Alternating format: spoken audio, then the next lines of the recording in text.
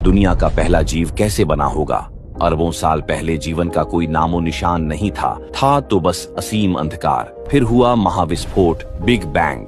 लाल पीले लावे की नदियां बहने लगीं। पृथ्वी एक जलता हुआ गोला थी जो धीरे धीरे ठंडी हुई। उसके बाद वायुमंडल और पानी का निर्माण हुआ, जिससे जीवन के लिए यह ग्रह रहने लायक बना। लाखों वर्षों तक बारिश हुई, समुद्र बने और उन्हीं सागर की गहराइयों में जीवन की पहली चिंगारी जगी। समय बीतता गया, छोटे जीवों से मछलियां बनी, मछलियों से उभयचर, और फिर धरती पर पहला जीव आया। यही था उस अनंत यात्रा का आरंभ, जहां जीवन ने अपने पैरों से जमीन को छुआ। प्रकृति ने कई बार सब कुछ मिटाया और नया बनाया। डायनासोर खत्म हुए और पृथ्वी पर नए प्राणी आने लगे। उनमें से एक था मनुष्य का पूर्वज। पहला मानव न कपड़ा था, न भाषा, न साधन। वो बस जीवित रहने की कोशिश कर रहा था। जानवरों से लड़ता, पेड़ों के फलों पर जीता, पर उसके भीतर कुछ अलग थी, जो थी सोचने की शक्ति। और फिर एक दिन उसने पत्थर से औजार बनाया। यही था मानव की बुद्धि का पहला प्रमाण। धीरे धीरे उसने आग जलाई। रात के अंधेरे में पहली बार प्रकाश देखा। आग जिसने डर को दूर किया और जीवन को दिशा दी।